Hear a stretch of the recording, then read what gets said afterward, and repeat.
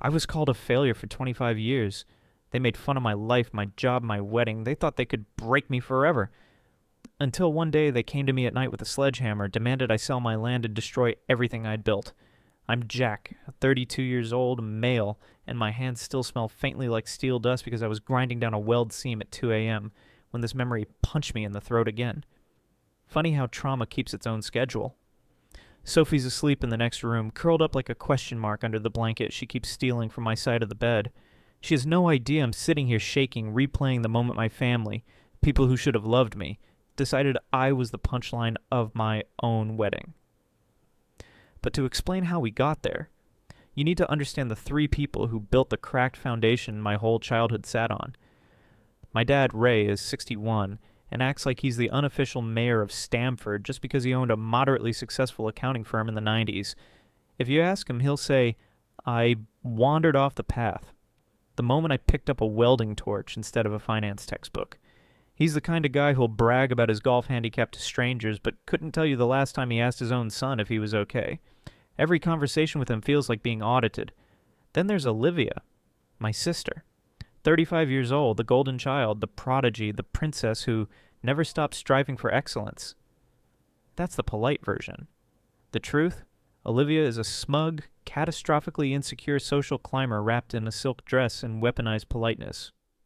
She married Julian, 36, because he played the status game as obsessively as she did. Investment firm job. Designer suits. The vocabulary of a man who Googled phrases rich people use and took notes. Our relationships? They've always been a performance. Growing up, Olivia got ballet recitals, summer programs, tutors, the works. I got a toolbox to keep you busy. Hey guys, real quick before we keep going, don't forget to sub and drop a like if you're enjoying the story. And tell me what you think in the comments. Thank you very much. Enjoy watching. When I welded together my first metal sculpture at 15, this clunky, uneven thing that looked like it belonged in a scrapyard, I was stupidly proud. My dad looked at it, grunted, and said, well, not everyone's meant for academics. That became his refrain, his lullaby, his prophecy. So even after I built ForgeTech from nothing, a rented storage unit, one second-hand welder, and a dream he laughed at, I kept my success quiet. Not out of humility, out of exhaustion. Because any time I achieved something, they'd twist it into luck or temporary fortune or some adorable side project I'd grow out of someday. Enter Sophie. Sophie, 29. The woman who walked into my life wearing ripped jeans and safety goggles and still somehow looked like the brightest thing in the room. She worked HR for a manufacturing company when we met, but she could hold a welding torch steadier than half the apprentices I've trained. This woman saw me, really saw me, before I even knew what that felt like. When I told her about ForgeTech, she didn't laugh. She didn't ask if it was sustainable. She asked what I wanted it to become. That question changed everything. Our wedding should have been the happiest day of my life. And honestly, parts of it were. Sophie looked like the kind of beautiful that makes your knees reconsider their job. My crew from the shop cracked jokes during photos. The music was perfect, but then there was my family. My dad showed up with that judgmental, purse-lipped expression he uses like cologne. Olivia strutted around like she owned the venue. And Julian, God, Julian acted like a drunk motivational speaker, telling everyone he'd convinced Sophie to marry a working man because every great family needs its salt-of-the-earth guy. They meant it as humor. It felt like a branding iron pressed to my ribs. At one point, while I was standing there holding my wife's hand, Julian actually clapped me on the shoulder and said, So Jack, forging in metal, right? Not exactly Wall Street, but hey, someone's got to do the blue-collar stuff.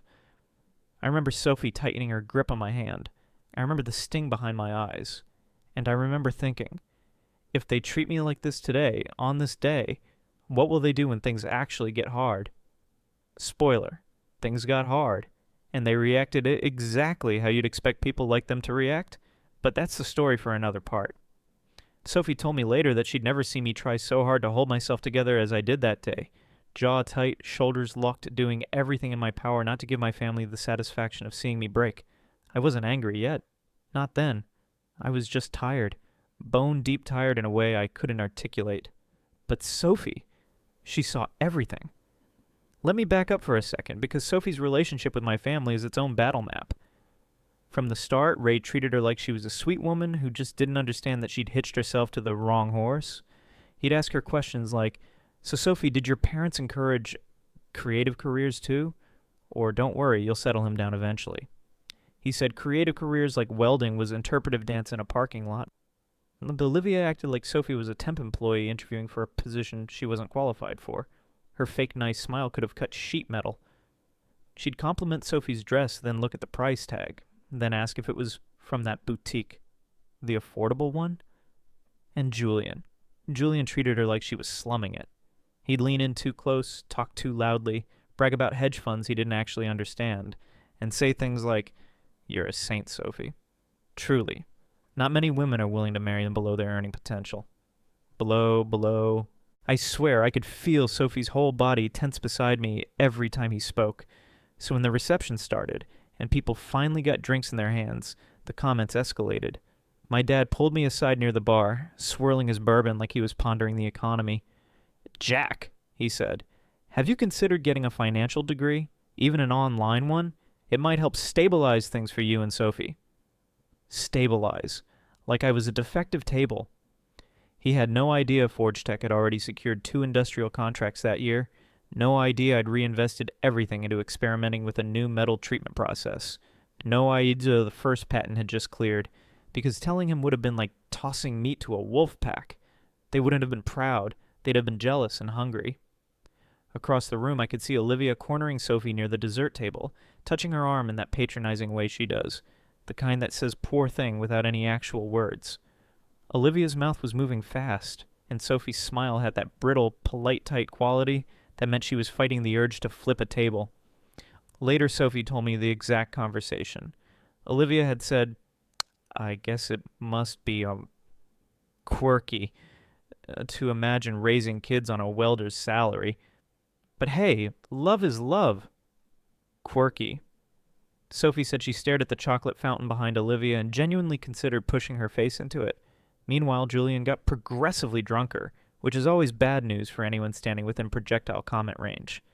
He found me by the DJ booth and started ranting about how ambition is the real measure of a man.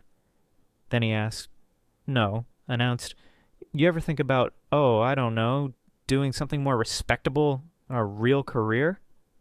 A real career. I weld metal that holds buildings together. He plays pretend with other people's money, and this was the moment Sophie finally snapped.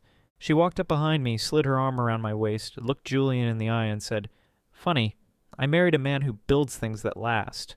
What exactly do you build, Julian, other than debt and excuses?" His mouth fell open, fully unhinged jaw drop. I swear to God the DJ actually lowered the music, because everyone thought a fight was about to start. Julian sputtered something about being misunderstood and only joking, but Sophie didn't let him off the hook. She said, "You don't get to joke about my husband's work. Not when your entire career depends on numbers you manipulate on a laptop." People stared, whispers, a few gasps. A couple of my welding buddies in the back whispered, "Holy shit," in unison. My dad walked over, face blotchy with embarrassment, and asked Sophie, if she could be more graceful about family misunderstandings. Sophie smiled sweetly and said, "If you want grace, maybe stop insulting your son on his wedding day." I fell in love with her all over again right there. But here's the thing. Humiliation makes unstable people reckless, and my family, especially Julian, does not handle being put in their place. They couldn't just take the L and move on. They escalated. Hard. And that night, after the cake was cut and the music died, and Sophie and I were finally alone in our suite, I realized something I should have known years earlier. My family didn't just disapprove of me, they thought I was disposable. And people who think you're disposable eventually try to prove it. The morning after the wedding, Sophie woke up glowing. I woke up feeling like someone had poured concrete into my chest while I slept. She reached over, traced the line of my jaw with her thumb, and whispered, "Forget him. Yesterday was ours." I nodded, but the truth was chewing me alive. I couldn't shake the look on my dad's face when Sophie stood up for me, not embarrassed at them, but embarrassed at me, like I'd caused the disruption, like I was the problem. And Olivia's glare when Sophie shut her down, that wasn't sisterly annoyance. That was how dare you challenge our hierarchy. But the worst was Julian. Because drunk insults are one thing. Vengeful sobriety is another. We didn't hear from them for about 2 weeks after the wedding. No calls, no texts, nothing. Which was weird. My dad normally sent articles about career transitions or time management tips, like he was trying to stealth recruit me into becoming a CPA. Silence from Ray meant brewing resentment. Silence from Olivia meant plotting. Silence from Julian meant danger. I tried to focus on ForgeTech. The shop was finally getting airflow after 2 years of grinding in that converted storage unit. We'd secured a contract making custom heat-treated brackets for a regional aerospace firm. Only a small batch, but it was proof the process I'd been experimenting with wasn't just theoretical. It worked. 4 patents filed. 3 prototypes completed. 1 breakthrough that could change the entire damn industry if I perfected it. Sophie started coming to the shop with me more often after the wedding. She'd bring coffee, tie her hair into this messy bun that somehow still looked cute, and sit on a stack of steel plates reading patent law summaries because she knew I hated the legal side of things. She didn't complain. Didn't flinch at the noise. Didn't act like she was slumming it. She treated the shop like an extension of our future. Meanwhile, my family acted like I'd died, until they suddenly resurrected me. It started with a voicemail from my dad. "Jack, call me. It's urgent." His voice was brittle, panicked, not the usual tone of a man who thought he was superior to everyone. Sophie heard it too and frowned. "Something's off," she whispered. She was right. When I called back, Dad answered immediately, breathless. "Jack, your sister and Julian are coming over. We need to talk, as a family." That was the first red flag. My dad never said family unless he wanted something. We got to their house, and Olivia was already crying, not the soft, wet-eyed kind, but the dramatic, performative sobs of someone who wants an audience. Julian sat beside her, jaw clenched, pacing energy radiating off him, and for the first time since I'd known him, he wasn't wearing a suit or a smug expression, just sweatpants and panic. "We're ruined," Olivia said, pointing at him like he was a cursed object. Julian buried his face in his hands. "My firm collapsed.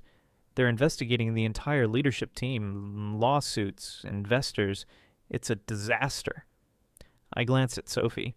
She was perfectly still, assessing the room the way she did when a kid at school told a suspicious story, and Dad jumped in, his voice tight. "Your sister's home, the vacation house, and the cars, and everything's tied up in Julian's business losses.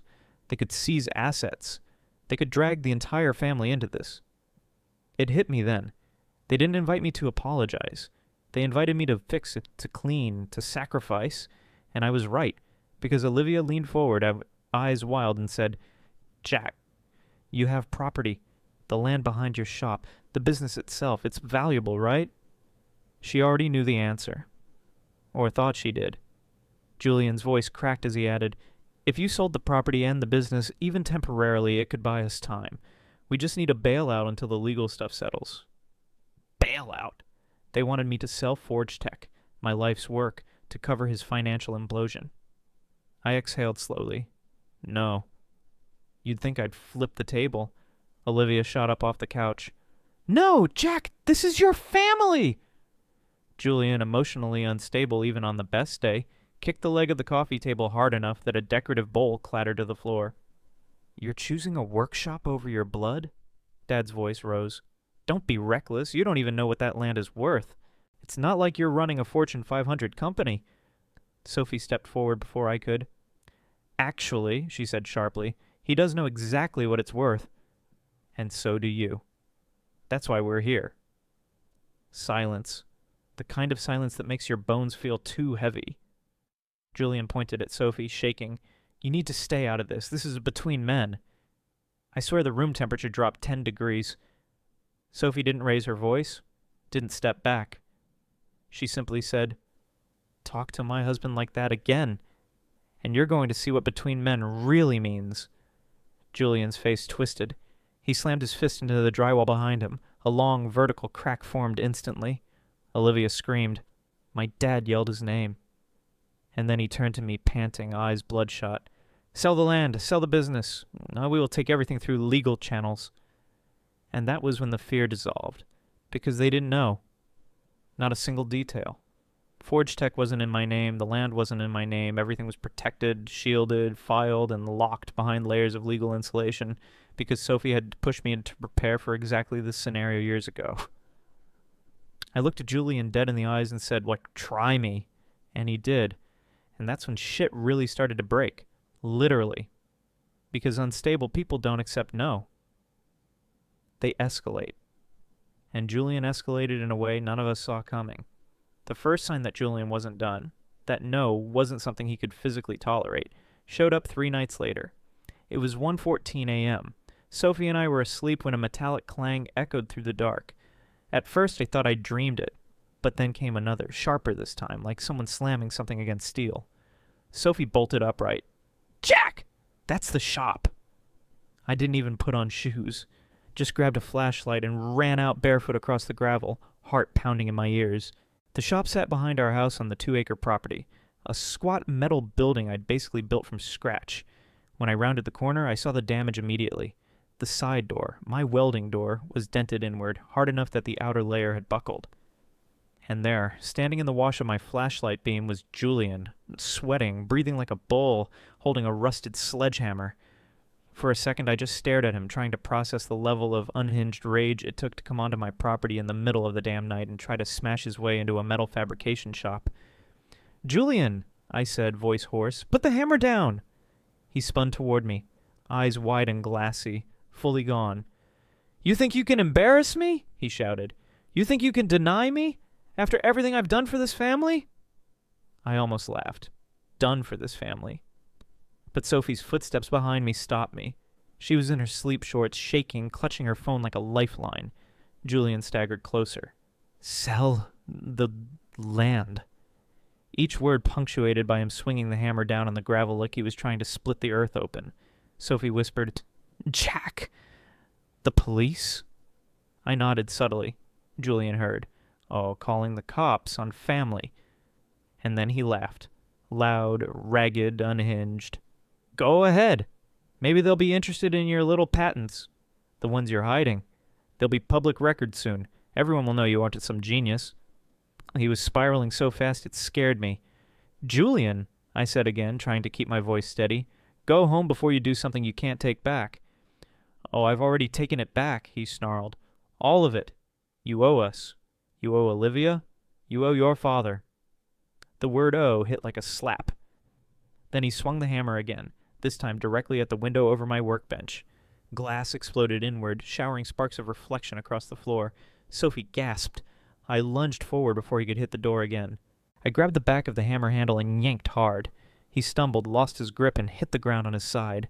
Gravel scraped his arm raw, but he didn't even seem to feel it. Sophie yelled, "They're on their way!" Loud enough that Julian heard her clearly. And that was when he snapped.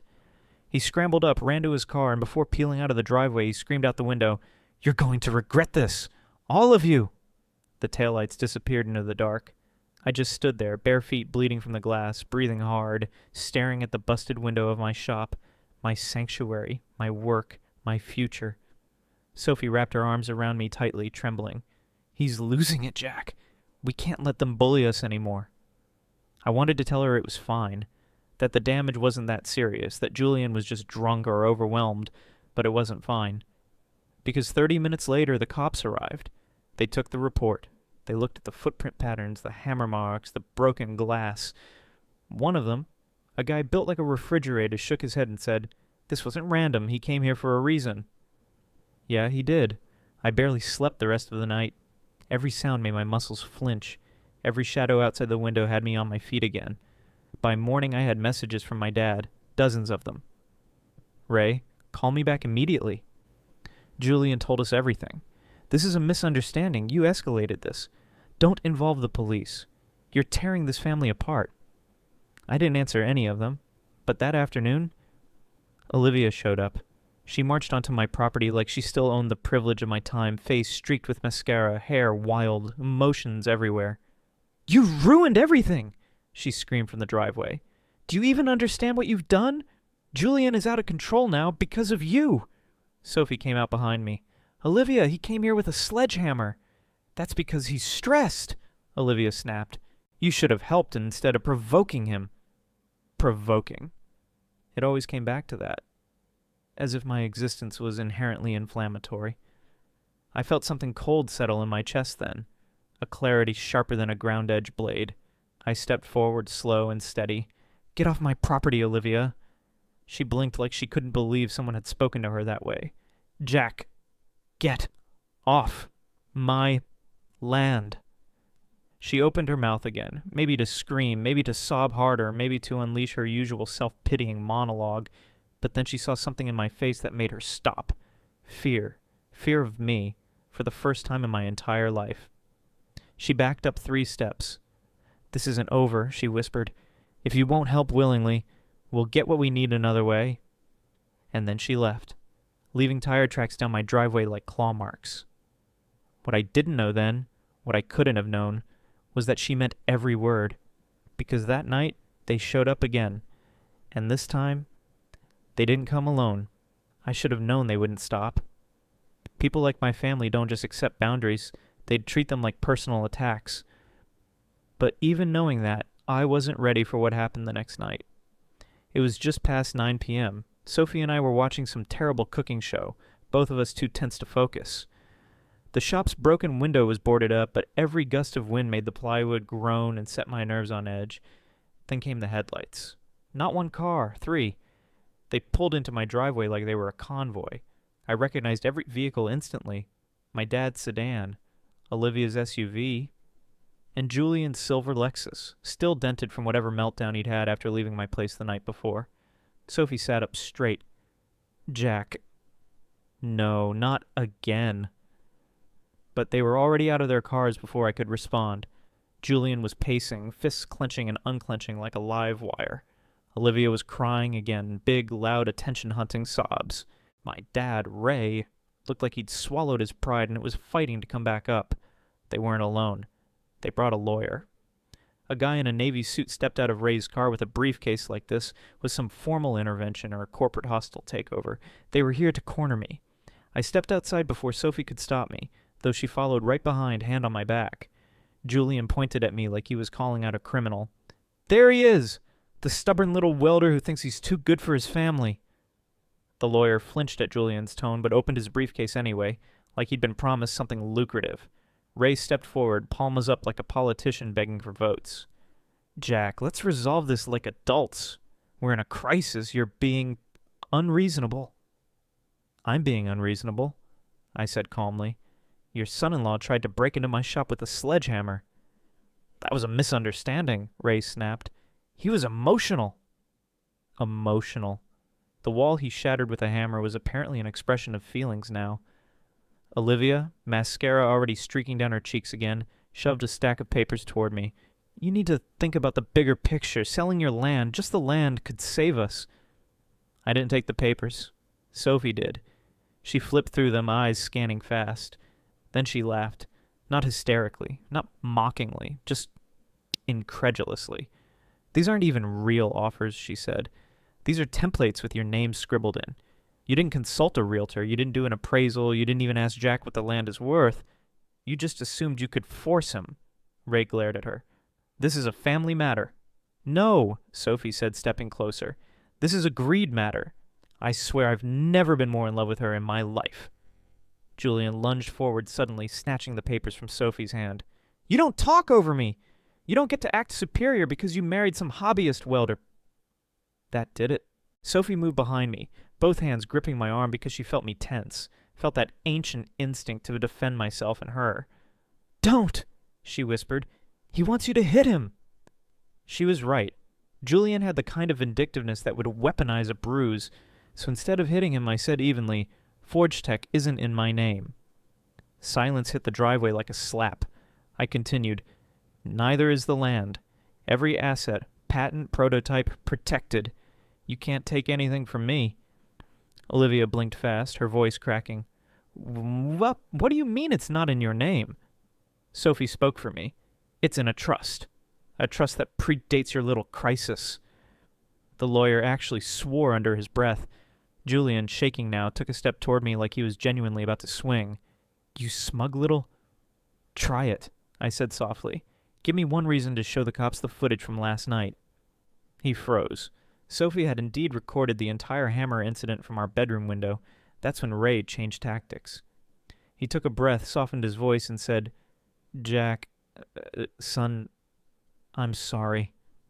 Sophie sucked in a breath beside me. I blinked at him, because for just a second, I almost believed him. But then he ruined it. You're being selfish, he said gently, like he thought he was soothing me. We need this. Family needs to support family.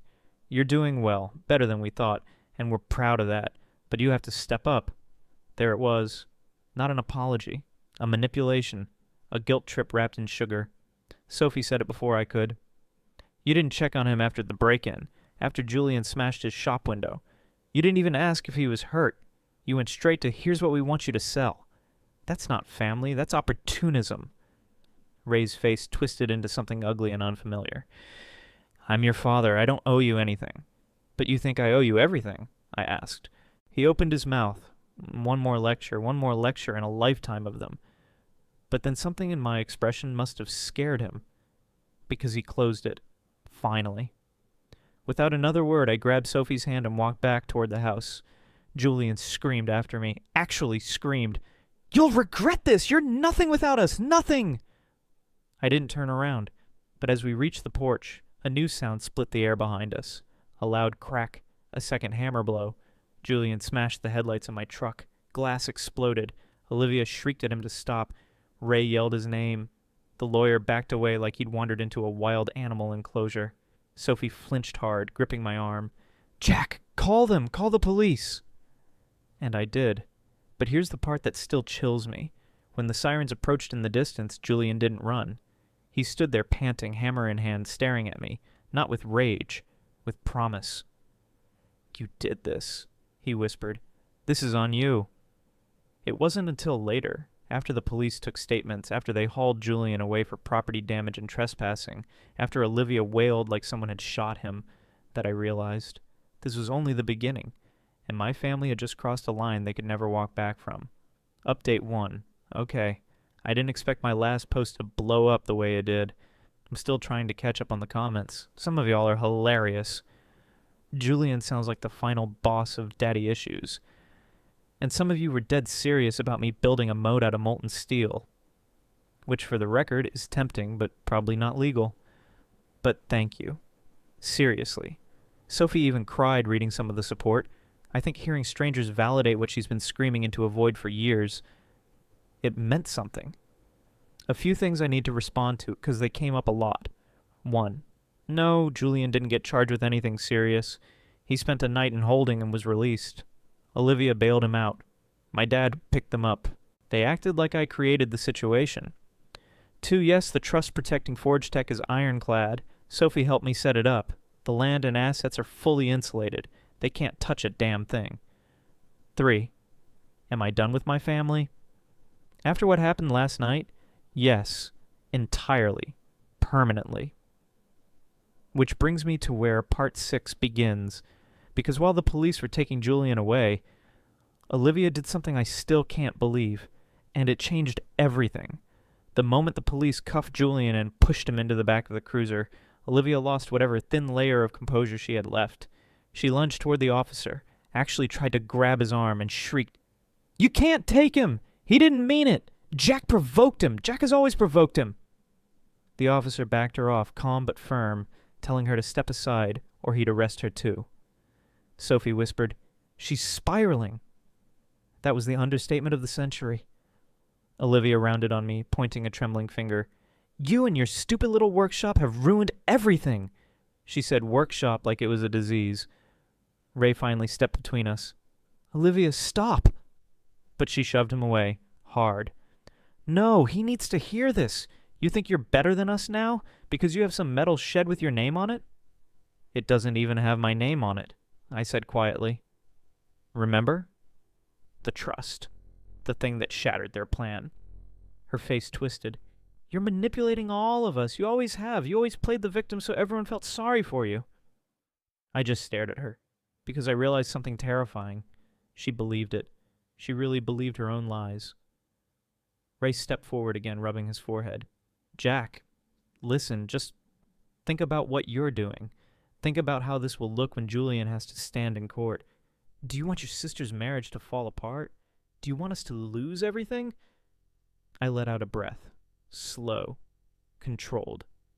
I didn't break into anyone's house with a hammer, I said. I didn't destroy anyone's truck. I didn't threaten anyone. I told you no. That's all. Olivia screamed so loudly the officer turned around. You owe us! You owe this family! And then, God help me, she spat at my feet. Actually spit. Sophie stepped in front of me instantly, shaking with rage. Get off our property! But Olivia wasn't done. She stormed over to my truck, my poor truck already missing one headlight, and swung her purse at the busted glass. The purse hit the remaining headlight. It shattered. Sophie screamed. I moved before I could think, stepping between Olivia and the truck, grabbing her wrist mid-swing. Her eyes went wide. What are you— Let go! Let go of me! The police rushed over. They pulled her back. They warned her that if she vandalized anything else, she'd be riding in the second cruiser. Ray begged them not to arrest her.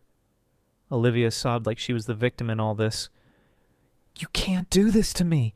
Jack, please, please. We need your help. You're being cruel. Cruel. Because I refused to sacrifice my life to fix Julian's fraud and incompetence. Finally, the officers forced them all into their cars and told them to leave the property immediately or face arrest. As the taillights faded, Sophie sagged against me, shaking. Jack, this isn't normal, she whispered. This is obsession. She was right. They didn't want help. They wanted ownership of me, my work, my future. The next morning, everything snapped into focus. I walked into the shop, stepping over broken glass, and something in my chest just clicked. ForgeTech was more than a business. It was the thing I built when no one believed in me. It was the proof that I wasn't the family failure they'd branded me as. It was my life, my identity. My blood and sweat poured into steel, and they had tried to destroy it. Not metaphorically, literally. Sophie stood next to me, hands in her pockets, watching me process everything. We need to take this further, she said softly. We need to protect ourselves. Fully. I looked at her. You mean legally? No, she said. I mean publicly. That caught me off guard. Sophie wasn't confrontational by nature, but then she added, voice low and steady, They have spent years twisting your story, telling everyone you're a disappointment, a hobbyist, a burden. They've painted you as unstable or irresponsible. But now you have evidence. Now you have the truth. And honestly, you deserve to be seen for who you are. I stared at her. Because that was the moment I realized she wasn't suggesting revenge. She was suggesting justice. But revenge, that part, Tairo, came naturally. And part 7, that's where I deliver it. Because the first acquisition offer came the next day. $20 million. And nothing set my family off like finding out the person they called a failure was worth more than everything they owned combined. The acquisition offer didn't feel real at first. ForgeTech had been quietly gaining traction for years, but I never expected $20 million to land in my inbox on a random Tuesday morning, like it was just another spam email. But there it was, an aerospace manufacturing giant wanting to buy my metal treatment process, patents, land, everything. Sophie stood beside me staring at the screen like it might explode. Jack, this isn't just your breakthrough, this is a legacy! I knew exactly what she meant. This wasn't just money, it was proof.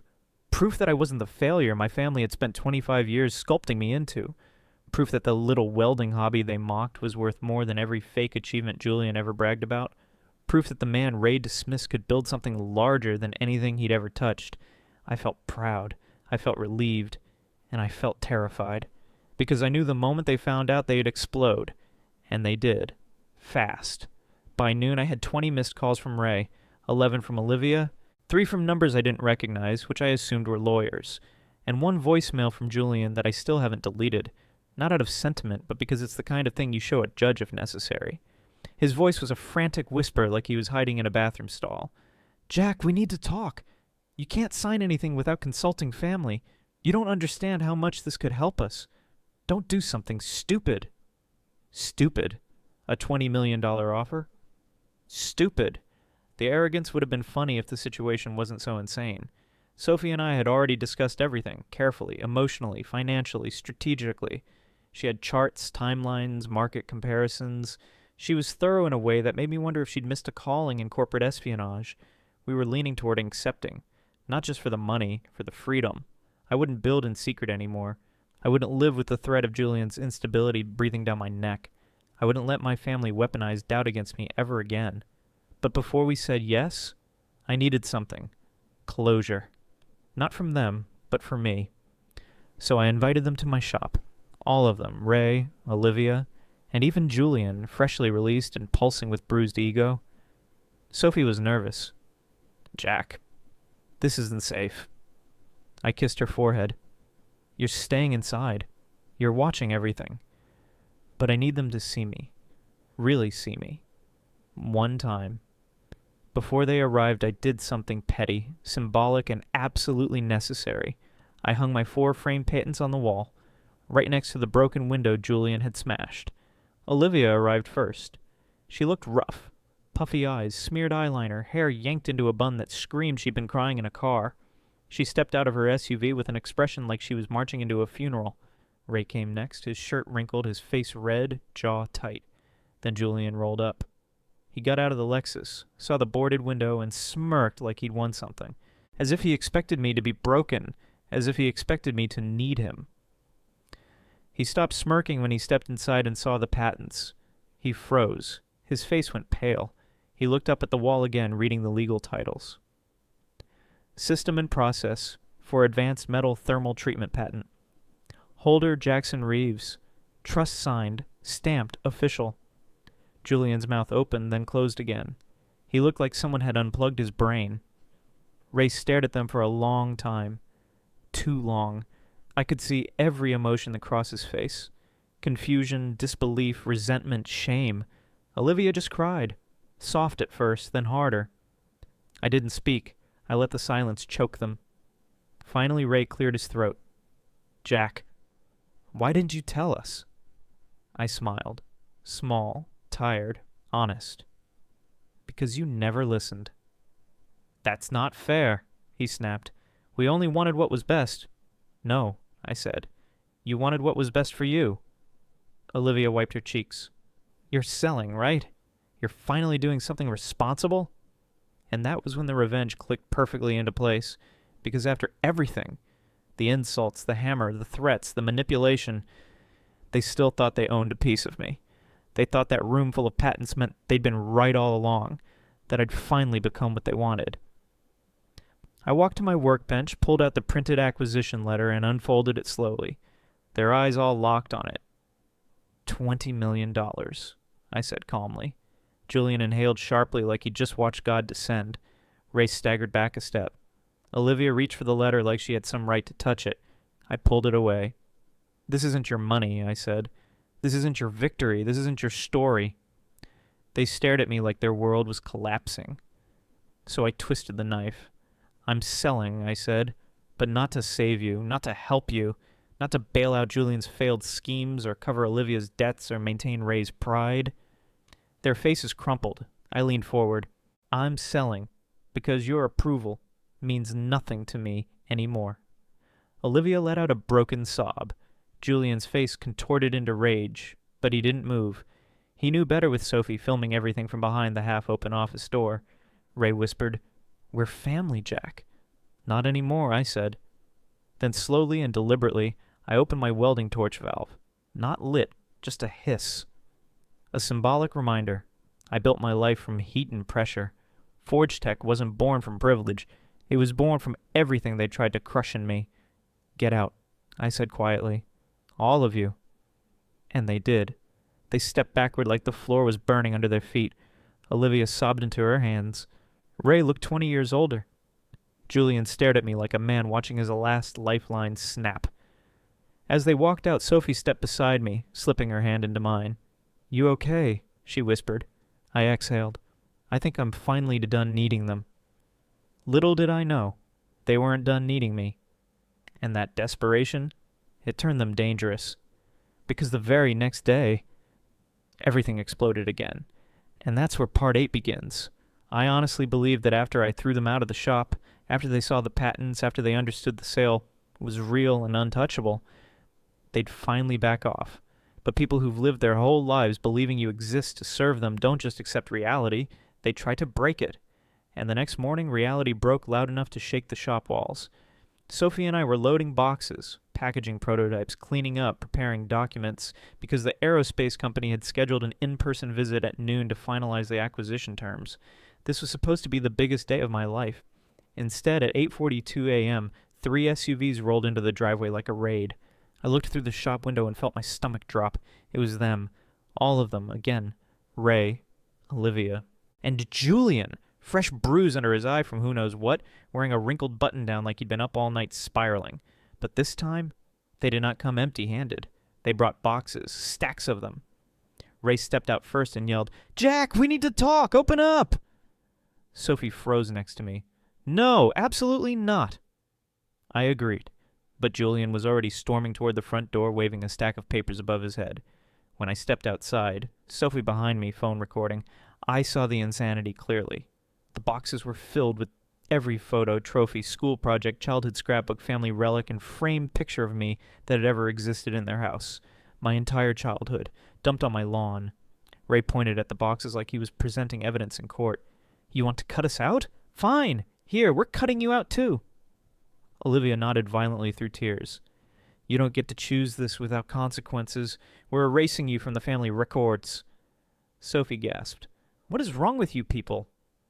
Ray ignored her, looked at me. "Do you know how humiliating it was to learn you're sitting on millions while we're drowning? You kept secrets. You abandoned us." Abandoned. That word again. Funny how abusers use it when their favorite target escapes. Then Julian threw his papers at my feet. Some landed on the gravel, some under my truck, some hit my boots. "I filed a claim," he spat, "for intellectual contributions. You think you're the only genius here? I gave you advice over the years. Ideas, discussions, that counts. Legally, I'm entitled to part of your patents." Sophie choked out a laugh. "Advice?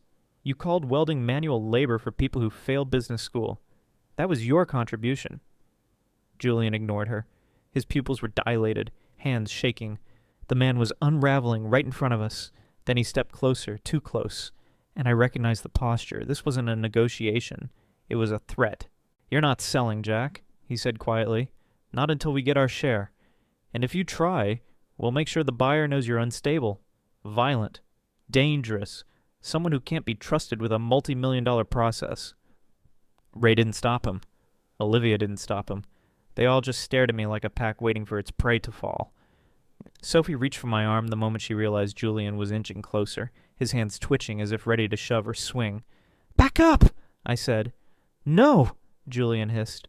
"Not until—" I don't know if he meant to do it, or if he couldn't control himself, or if he actually planned to hurt me, but he lunged, full force. I stepped back, but he grabbed the front of my shirt. His other hand swung out wildly and knocking my welding helmet off the workbench and sending it skidding across the concrete. Sophie screamed. I pushed him off me, not hard, just enough to break his grip, but he stumbled dramatically like he'd been tackled, threw himself backward onto the gravel, scraped his arm, and then he started yelling loud, over the top, Oscar-worthy screaming. "Assault! Jack attacked me! He's dangerous! This is what I told you about!" Ray ran to him shouting, "I'll call the police! Olivia, call right now!" Olivia fumbled for her phone with shaking hands. Sophie yelled, "He lunged at Jack! I have it all on video!" Olivia froze, because Sophie turned the phone toward her, recording the entire thing. Julian lying on the ground, me standing 10 feet away, Sophie narrating what actually happened, his fake fall clearly visible, Ray's face drained to blood. Olivia's mouth dropped open. Julian stopped screaming mid-wail. Sophie stepped forward and said loud enough for the video, "This is the second time Julian has come onto our property threatening us. This is documented harassment. And now he's staged an assault." Julian scrambled up, wild-eyed. You can't use that. That's illegal." "It's our property," Sophie said. "And I'm allowed to record trespassers." Ray stuttered. "Jack, let's all calm down." "No," I said, "this ends now." I pulled out my phone and did the one thing I should have done years earlier. I called the police myself. Not to react, to report. Julian panicked. You don't want to do that, Jack, think about the family. But I wasn't thinking about family anymore. I was thinking about peace, safety, Sophie, my future, my worth. When the police arrived, the situation was so clearly one-sided they didn't even need to review the full video. Julian was detained for trespassing, harassment, attempted vandalism, and filing a false incident claim. Olivia sobbed again, quieter this time, like she finally understood something irreversible had happened. Ray didn't argue. Not this time.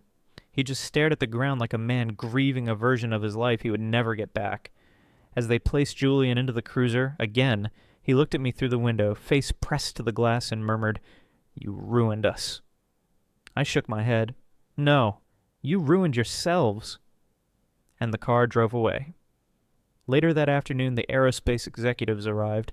They saw the boarded window, the scattered papers, the boxes of childhood memories dumped in my yard. And quietly, respectfully, one of them asked, "Is this what you've been protecting your work from?" I didn't answer. Sophie did. Yes, but not anymore. I signed the acquisition papers that evening, $20 million. When the wire transfer hit the next morning, Sophie and I sat on the shop floor, back against the steel fabrication table, her head on my shoulder, and she whispered, "They don't get to rewrite your story anymore." She was right. Ray tried to call. Olivia sent a long email begging for forgiveness. Even Julian, from wherever he ended up, sent a pathetic message about starting fresh. I didn't respond to any of them, because for the first time in my life, I didn't need them. I didn't fear them. I didn't owe them. ForgeTech had been born in spite of them. My peace would be built completely without them, and my worth, it was never theirs to determine.